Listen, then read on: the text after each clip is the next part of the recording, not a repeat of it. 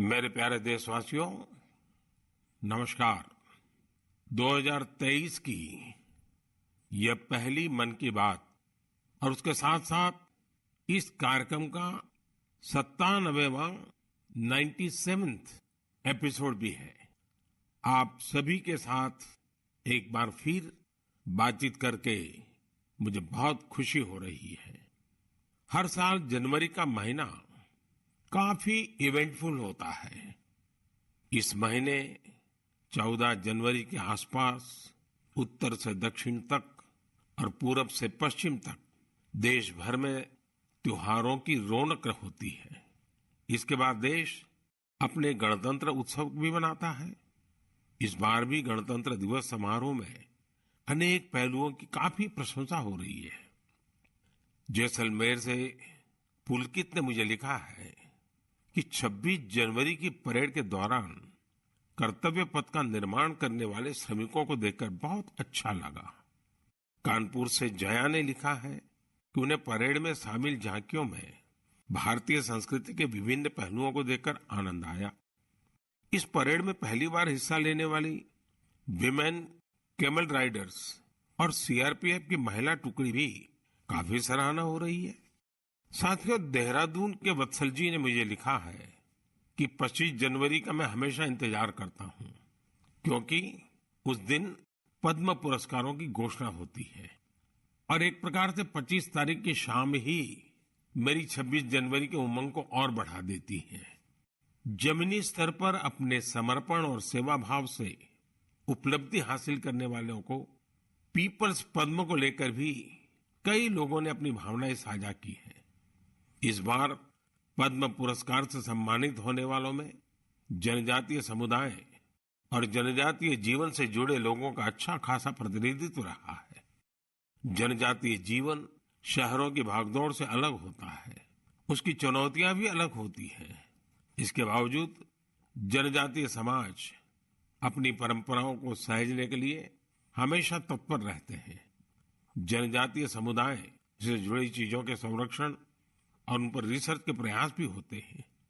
ऐसे ही टोटो, हो, कुई, कुवी और मांडा जैसी जनजातीय भाषाओं पर काम करने वाले कई महानुभावों को पद्म पुरस्कार मिले हैं। यह हम सभी के लिए गर्व की बात है। धानीराम टोटो, जानूम सी सॉय और बी रामकृष्ण रेड्डी जी के नाम अब तो पूरा देश उनसे परिचित हो गया है। सिद्दी, जारवा और ओंगे जैसे आदि जनजाति के साथ काम करने वाले लोगों को भी इस बार सम्मानित किया गया है। जैसे हीराबाई लोबी, रतन चंद्र कार और ईश्वर चंद्र वर्मा जी। जनजातीय समुदाय हमारी धरती, हमारी विरासत का अभिन्न हिस्सा रहे हैं। देश और समाज के विकास में उनका योगदान बहुत महत्वपूर्ण है।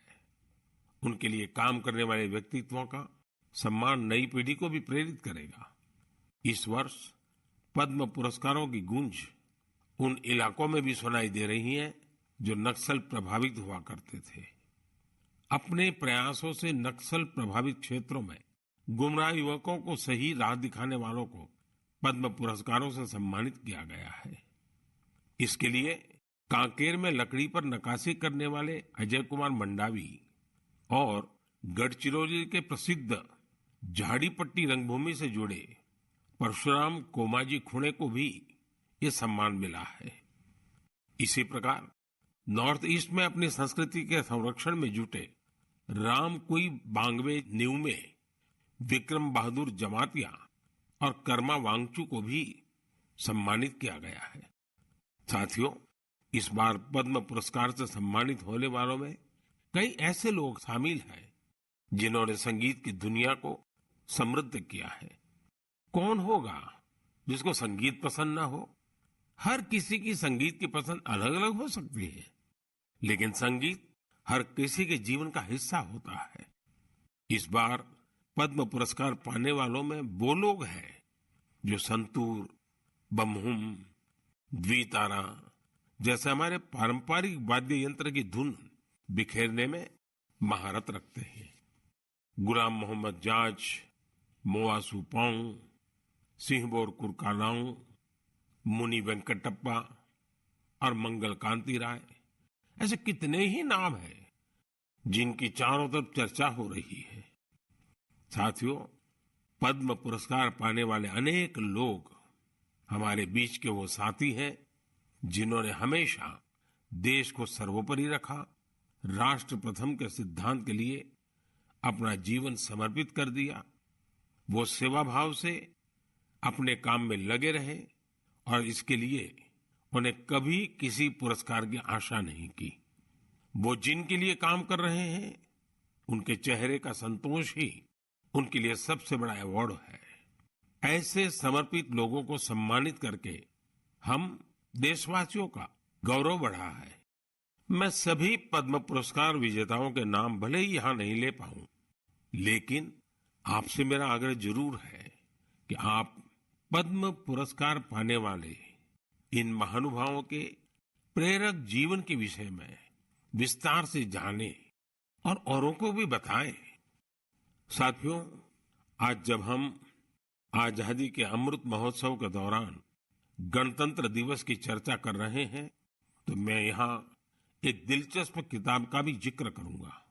कुछ हफ्ते पहले ही मुझे मिली इस बुक में एक बहुत ही इंटरेस्टिंग सब्जेक्ट पर चर्चा की गई है।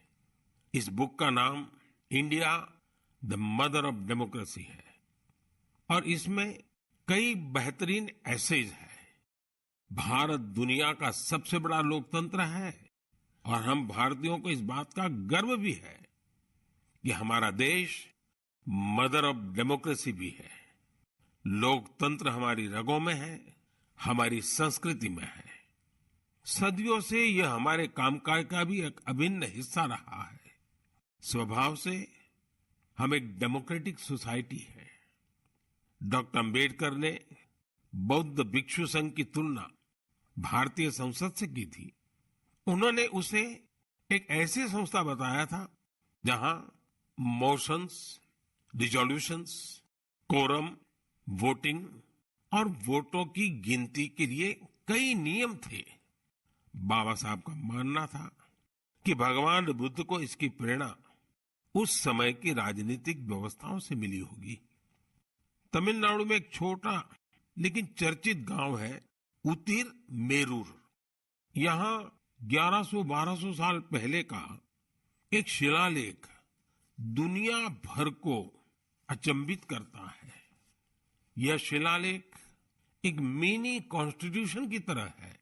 इसमें विस्तार से बताया गया है कि ग्राम सभा का संचालन कैसे होना चाहिए और उसके सदस्यों के चयन की प्रक्रिया क्या हो। हमारे देश के इतिहास में डेमोक्रेटिक वैल्यूज का एक और उदाहरण है 12वीं सदी के भगवान बसवेश्वर का अनुभव मंडपम। यहाँ फ्री डिबेट और डिस्कशन को प्रोत्साहन दिया जाता था। आपको ये जानकर हैरानी होगी, यह माग्ना कार्टा से भी पहले की बात है। वारंगल के काकीय वंश के राजाओं की गणतांत्रिक परंपराएं भी बहुत प्रसिद्ध थी। भक्ति आंदोलन ने पश्चिमी भारत में लोकतंत्र की संस्कृति को आगे बढ़ाया। बुक में सिख पंथ की लोकतांत्रिक भावना पर भी एक लेख को शामिल किया गया है, जो गुरु नानक देव जी के सर्वसम्मति से लिए गए निर्णयों पर प्रकाश डालता है। मध्य भारत की उरांव और मुंडा जनजातियों में कम्युनिटी ड्रिवन और कॉन्सेंसस ड्रिवन डिसीजन पर भी इस किताब में अच्छी जानकारी है। आप इस किताब को पढ़ने के बाद महसूस करेंगे कि कैसे देश के हर हिस्से में सदियों से लोकतंत्र की भावना प्रवाहित होती रही है। मदर ऑफ डेमोक्रेसी के रूप में हमें निरंतर इस विषय का गहन चिंतन भी करना चाहिए, चर्चा भी करना चाहिए और दुनिया को अवगत भी कराना चाहिए। इससे देश में लोकतंत्र की भावना और प्रगाढ़ होगी। मेरे प्यारे देशवासियों, अगर मैं आपसे पूछूं कि योग दिवस और हमारे विभिन्न तरह के मोटे अनाजों मिलेट्स में क्या कॉमन है, तो आप सोचेंगे ये भी क्या तुलना हुई। अगर मैं आपसे कहूं कि दोनों में काफी कुछ कॉमन है, तो आप हैरान हो जाएंगे। दरअसल संयुक्त राष्ट्र ने इंटरनेशनल योगा डे और इंटरनेशनल ईयर ऑफ मिलेट्स दोनों का ही निर्णय भारत के प्रस्ताव के बाद लिया है। दूसरी बात ये कि योग भी स्वास्थ्य से जुड़ा है और मिलेट्स भी सेहत में महत्वपूर्ण भूमिका निभाता है। तीसरी बात और महत्वपूर्ण है, दोनों ही अभियानों में जन भागीदारी की वजह से क्रांति आ रही है। जिस तरह लोगों ने व्यापक स्तर पर सक्रिय भागीदारी करके योग और फिटनेस को अपने जीवन का हिस्सा बनाया है, उसी तरह मिलेट्स को भी लोग बड़े पैमाने पर अपना रहे हैं। लोग अब मिलेट्स को अपने खान पान का हिस्सा बना रहे हैं। इस बदलाव का बहुत बड़ा प्रभाव भी दिख रहा है। इससे एक तरफ वो छोटे किसान बहुत उत्साहित हैं जो पारंपरिक रूप से मिलेट्स का उत्पादन करते थे। वो इस बात से बहुत खुश है कि दुनिया अब मिलेट्स का महत्व समझने लगी है। दूसरी तरफ एफपीओ और एंटरप्रेन्योर्स ने मिलेट्स को बाजार तक पहुंचाने और उसे लोगों तक उपलब्ध कराने के प्रयास शुरू कर दिए हैं। आंध्र प्रदेश के नांदयाल जिले के रहने वाले केवी रामा सुब्बा रेड्डी जी ने मिलेट्स के लिए अच्छी खासी सैलरी वाली नौकरी छोड़ दी। माँ के हाथों से बने मिलेट्स के पकवानों का स्वाद कुछ ऐसा रचा बसा था कि इन्होंने अपने गांव में बाजरे की प्रोसेसिंग यूनिट ही शुरू कर दी। सुब्बा रेड्डी जी लोगों को बाजरे के फायदे भी बताते हैं और उसे आसानी से उपलब्ध भी कराते हैं। महाराष्ट्र में अलीबाग के पास केनाड गांव की रहने वाली शर्मिला ओसवाल जी पिछले 20 साल से मिलेट्स की पैदावार में यूनिक तरीके से योगदान दे रही है। वो किसानों को स्मार्ट एग्रीकल्चर की ट्रेनिंग दे रही है। उनके प्रयासों से न सिर्फ मिलेट्स की उपज बढ़ी है, बल्कि किसानों की आय में भी वृद्धि हुई है। अगर आपको छत्तीसगढ़ के रायगढ़ जाने का मौका मिले तो यहाँ के मिलेट्स कैफे जरूर जाइएगा। कुछ ही महीने पहले शुरू हुए इस मिलेट्स कैफे में चीला, डोसा, मोमोज, पिज्जा और मंचूरियन जैसे आइटम खूब पॉपुलर हो रहे हैं। मैं आपसे एक और बात पूछूं? आपने एंटरप्रेन्योर शब्द सुना होगा, लेकिन क्या आपने मिलेटप्रेन्योर सुना है क्या? ओडिशा की मिलेटप्रेन्योर्स आजकल खूब सुर्खियों में है। आदिवासी जिले सुंदरगढ़ की करीब 1,500 महिलाओं का self help group Odisha millets mission से जुड़ा हुआ है। यहाँ महिलाएं मिलेट से कुकीज, रसगुल्ला, गुलाब जामुन और केक तक बना रही है। बाजार में इनकी खूब डिमांड होने से महिलाओं की आमदनी भी बढ़ रही है। कर्नाटका के कलबुर्गी में Aland Bhutai millets farmers producer company ने पिछले साल Indian Institute of Millets Research की देखरेख में काम शुरू किया। यहाँ के खाकरा, बिस्कुट और लड्डू लोगों को भा रहे हैं। कर्नाटका के ही बीदर जिले में हुलसूर मिलेट प्रोड्यूसर कंपनी से जुड़ी महिलाएं मिलेट्स की खेती के साथ ही उसका आटा भी तैयार कर रही है। इससे इसकी कमाई भी काफी बढ़ रही है। प्राकृतिक खेती से जुड़े छत्तीसगढ़ के संदीप शर्मा जी के एफपीओ से आज 12 राज्यों के किसान जुड़े हैं। बिलासपुर का यह एफपीओ 8 प्रकार के मिलेट्स का आटा और उसके व्यंजन बना रहा है। साथियों, आज हिंदुस्तान के कोने कोने में G20 की समिट्स लगातार चल रही है और मुझे खुशी है कि देश के हर कोने में जहां भी G20 की समिट हो रही है, मिलेट से बने पौष्टिक और स्वादिष्ट व्यंजन उसमें शामिल होते हैं। यहाँ बाजार से बनी खिचड़ी, पोहा, खीर और रोटी के साथ ही रागी से बने पायसम, पूड़ी और डोसा जैसे व्यंजन भी परोसे जाते हैं। G20 के सभी वेन्यूज पर मिलेट एग्जीबिशन में मिलेट से बनी हेल्थ ड्रिंक, सीरियल्स और नूडल्स को शोकेस किया गया। दुनिया भर में इंडियन मिशंस भी इनकी लोकप्रियता बढ़ाने के लिए भरपूर प्रयास कर रहे हैं। आप कल्पना कर सकते हैं कि देश का ये प्रयास और दुनिया में बढ़ने वाली मिलेट्स की डिमांड हमारे छोटे किसानों को कितनी ताकत देने वाली है। मुझे देखकर भी अच्छा लगता है कि आज जितने तरह की नई नई चीजें मिलेट से बनने लगी हैं, वो युवा पीढ़ी को भी उतनी ही पसंद आ रही है। इंटरनेशनल ईयर ऑफ मिलेट्स की ऐसी शानदार शुरुआत के लिए और उसको लगातार आगे बढ़ाने के लिए मैं मन की बात के श्रोताओं को भी बधाई देता हूं। मेरे प्यारे देशवासियों, जब आपसे कोई टूरिस्ट हब गोवा की बात करता है तो आपके मन में क्या ख्याल आता है? स्वाभाविक है, गोवा का नाम आते ही सबसे पहले यहाँ की खूबसूरत कोस्टलाइन, बीचेस और पसंदीदा खान पान की बातें ध्यान में आने लगती है। लेकिन गोवा में इस महीने कुछ ऐसा हुआ जो बहुत सुर्खियों में है। आज मन की बात में मैं इसे आप सबके साथ साझा करना चाहता हूं। गोवा में हुआ ये इवेंट है पर्पल फेस्ट। इस फेस्ट को 6 से 8 जनवरी तक पणजी में आयोजित किया गया। दिव्यांग जनों के कल्याण को लेकर यह अपने आप में एक अनूठा प्रयास था। पर्पल फेस्ट कितना बड़ा मौका था, इसका अंदाजा आप सभी इस बात से लगा सकते हैं कि 50,000 से भी ज्यादा हमारे भाई बहन इसमें शामिल हुए। यहाँ आए लोग इस बात को लेकर रोमांचित थे कि वो अब मिरामार बीच घूमने का भरपूर आनंद उठा सकते हैं।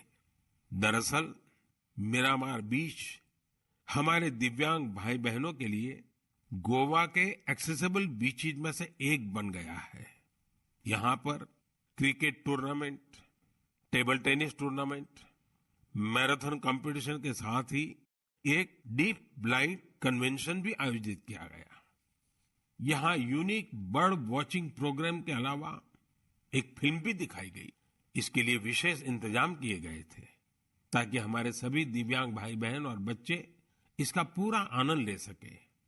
पर्पल फेस्ट की एक खास बात इसमें देश के प्राइवेट सेक्टर की भागीदारी भी रही। उनकी ओर से ऐसे प्रोडक्ट्स को शोकेस किया गया जो दिव्यांग फ्रेंडली है।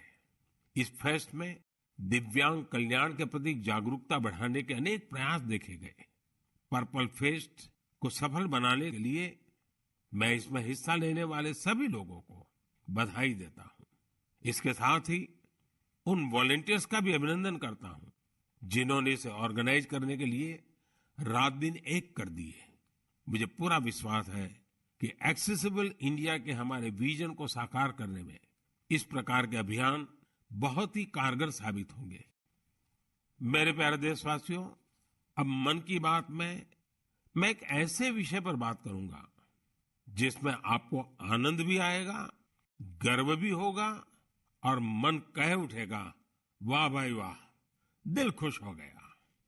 देश के सबसे पुराने साइंस इंस्टीट्यूशंस में से एक बेंगलुरु का इंडियन इंस्टीट्यूट ऑफ साइंस यानी IISc एक शानदार मिसाल पेश कर रहा है। मन की बात में मैं पहले इसकी चर्चा कर चुका हूं कि कैसे इस संस्थान की स्थापना के पीछे भारत की 2 महान विभूतियां जमशेदजी टाटा और स्वामी विवेकानंद की प्रेरणा रही है।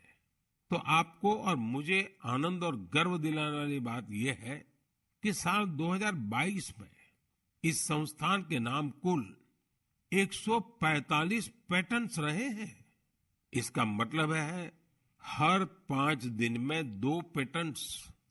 ये रिकॉर्ड अपने आप में अद्भुत है। इस सफलता के लिए मैं IISc की टीम को भी बधाई देना चाहता हूं। साथियों, आज पेटेंट फाइलिंग में भारत की रैंकिंग 7वीं और ट्रेडमार्क्स में 5वीं है।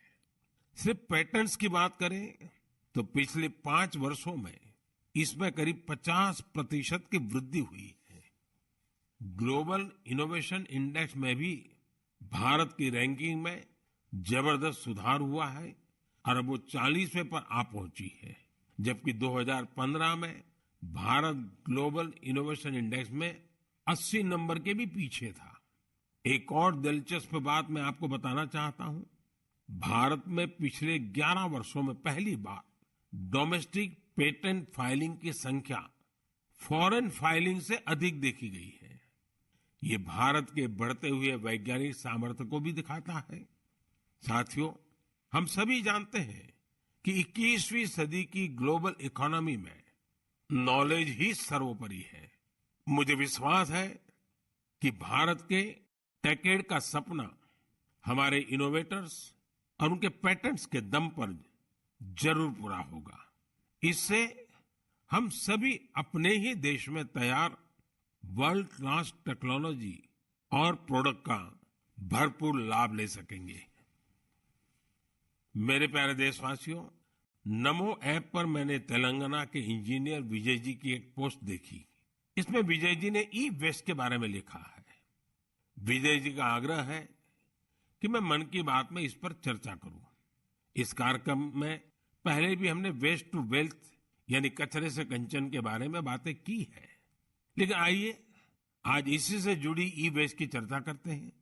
साथियों, आज हर घर में मोबाइल फोन, लैपटॉप, टैबलेट जैसी डिवाइसेस आम हो चली है।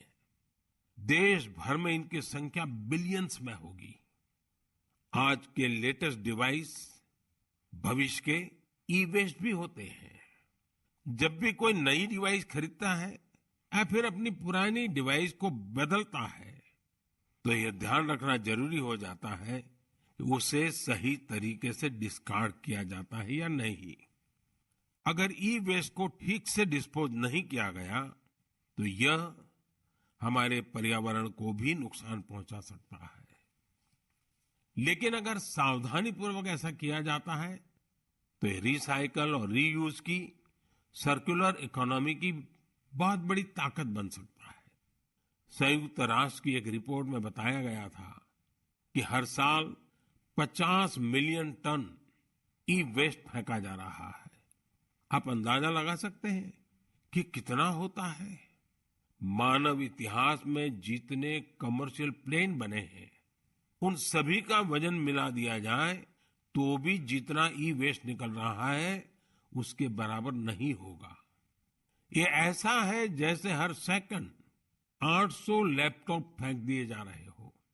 आप जानकर चौंक जाएंगे कि अलग अलग प्रोसेस के जरिए इस ई वेस्ट से करीब 17 प्रकार के प्रेशियस मेटल्स निकाले जा सकते हैं। इसमें गोल्ड, सिल्वर, कॉपर और निकल शामिल है। इसलिए ई वेस्ट का सदुपयोग करना कचरे को कंचन बनाने से कम नहीं है। आज ऐसे स्टार्टअप्स की कमी नहीं जो इस दिशा में इनोवेट काम कर रहे हैं। आज करीब 500 ई वेस्ट रिसाइकलर्स इस क्षेत्र से जुड़े हैं और बहुत सारे नए उद्यमियों को भी इससे जोड़ा जा रहा है। इस सेक्टर ने हजारों लोगों को सीधे तौर पर रोजगार भी दिया है। बेंगलुरु की ई परिसरा ऐसे ही एक प्रयास में जुटी है। इसने प्रिंटेड सर्किट बोर्ड्स की कीमती धातुओं को अलग करके ही स्वदेशी टेक्नोलॉजी विकसित की है। इसी तरह मुंबई में काम कर रही इकोरिको ने मोबाइल ऐप से ई वेस्ट को कलेक्ट करने का सिस्टम तैयार किया है। उत्तराखंड के रुड़की की एटेरो रिसाइकलिंग ने तो इस क्षेत्र में दुनिया भर में कई पेटेंट्स हासिल किए हैं। इसने भी खुद की ई वेस्ट रिसाइकल टेक्नोलॉजी तैयार कर काफी नाम कमाया है। भोपाल में मोबाइल ऐप और वेबसाइट कबाड़ीवाला के जरिए टनों ई वेस्ट एकत्र किया जा रहा है। इस तरह के कई उदाहरण हैं। ये सभी भारत को ग्लोबल रिसाइकलिंग हब बनाने में मदद कर रहे हैं। लेकिन ऐसे इनिशिएटिव की सफलता के लिए एक जरूरी शर्त भी है। वो ये है कि ई वेस्ट के निपटारे से सुरक्षित उपयोगी तरीकों के बारे में लोगों को जागरूक करते रहना होगा। ई वेस्ट के क्षेत्र में काम करने वाले बताते हैं कि अभी हर साल सिर्फ 15-17% ई वेस्ट को ही रिसाइकल किया जा रहा है। मेरे प्यारे देशवासियों, आज पूरी दुनिया में क्लाइमेट चेंज और बायोडायवर्सिटी के संरक्षण की बहुत चर्चा होती है। इस दिशा में भारत के ठोस प्रयासों के बारे में हम लगातार बात करते रहे हैं। भारत ने अपने वेटलैंड्स के लिए जो काम किया है, वो जानकर आपको भी बहुत अच्छा लगेगा। कुछ श्रोता सोच रहे होंगे कि वेटलैंड्स क्या होता है। वेटलैंड साइट्स यानी वो स्थान जहां दलदली मिट्टी जैसी जमीन पर साल भर पानी जमा रहता है। कुछ दिन बाद 2 फरवरी को ही वर्ल्ड वेटलैंड्स डे है। हमारी धरती के अस्तित्व के लिए वेटलैंड्स बहुत जरूरी है, क्योंकि इन पर कई सारे पक्षी, जीव, जंतु निर्भर करते हैं। ये बायोडायवर्सिटी को समृद्ध करने के साथ फ्लड कंट्रोल और ग्राउंड वाटर रिचार्ज को भी सुनिश्चित करते हैं। आप में से बहुत लोग जानते होंगे, रामसर साइट्स ऐसे वेटलैंड्स होते हैं जो इंटरनेशनल इंपॉर्टेंस के हैं। वेटलैंड्स भले ही किसी देश में हो, लेकिन उन्हें अनेक मापदंडों को पूरा करना होता है, तब जाकर उन्हें रामसर साइट्स घोषित किया जाता है। रामसर साइट्स में 20,000 या उससे अधिक वाटर बर्ड्स होने चाहिए। स्थानीय मछली की प्रजातियों का बड़ी संख्या में होना जरूरी है।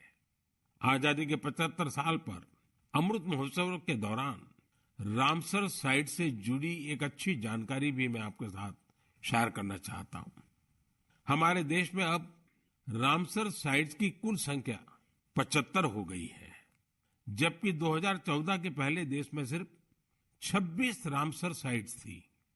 इसके लिए स्थानीय समुदाय बधाई के पात्र हैं, जिन्होंने इस बायोडायवर्सिटी को संजोकर रखा है।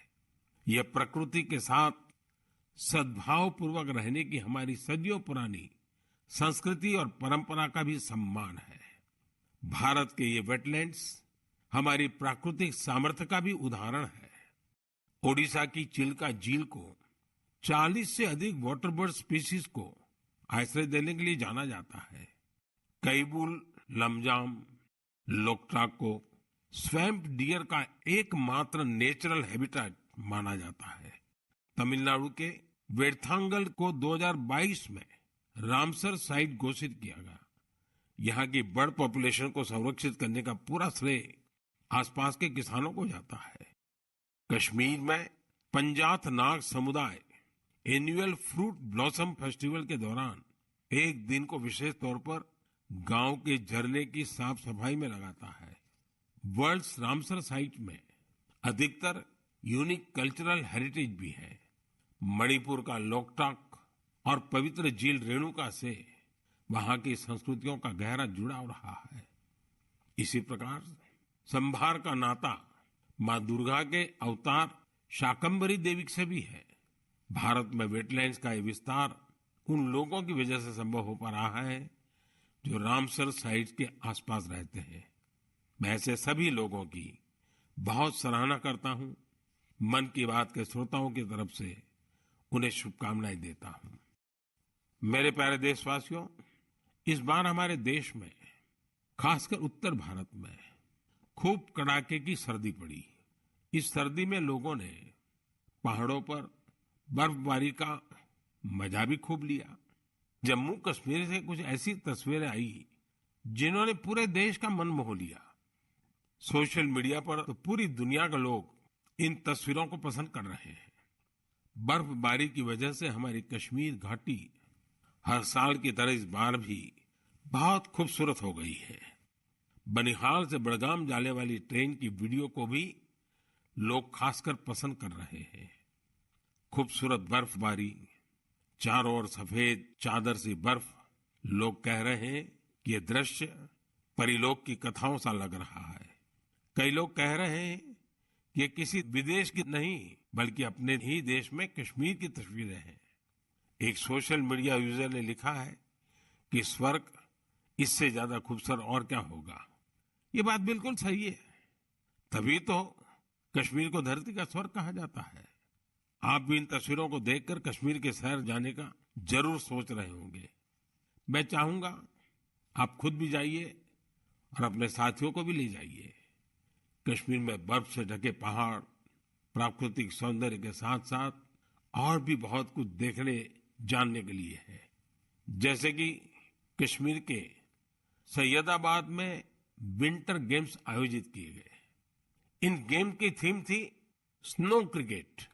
आप सोच रहे होंगे कि स्नो क्रिकेट तो ज्यादा ही रोमांचक खेल होगा। आप बिल्कुल सही सोच रहे हैं। कश्मीरी युवा वर्ग के बीच क्रिकेट को और भी अद्भुत बना देते हैं। इसके जरिए कश्मीर में ऐसे युवा खिलाड़ियों की तलाश भी होती है जो आगे चलकर टीम इंडिया के तौर पर खेलेंगे। ये भी एक तरह से खेलो इंडिया मूवमेंट का ही विस्तार है। कश्मीर में युवाओं में खेलों को लेकर बहुत उत्साह बढ़ रहा है। आने वाले समय में इनमें से कई युवा देश के लिए मेडल जीतेंगे, तिरंगा लहराएंगे। मेरा आपको सुझाव होगा कि अगली बार जब आप कश्मीर की यात्रा प्लान करें तो इन तरह के आयोजनों को देखने के लिए भी समय निकालें। ये अनुभव आपकी यात्रा को और भी यादगार बना देंगे। मेरे प्यारे देशवासियों, गणतंत्र को मजबूत करने के हमारे प्रयास निरंतर चलते रहने चाहिए। गणतंत्र मजबूत होता है जनभागीदारी से, सबका प्रयास से, देश के प्रति अपने अपने कर्तव्यों को निभाने से। और मुझे संतोष है कि हमारा मन की बात ऐसे कर्तव्यनिष्ठ सेनानियों की बुलंद आवाज है। अगली बार फिर से मुलाकात होगी ऐसे कर्तव्यनिष्ठ लोगों की दिलचस्प और प्रेरक गाथाओं के साथ। बहुत बहुत धन्यवाद।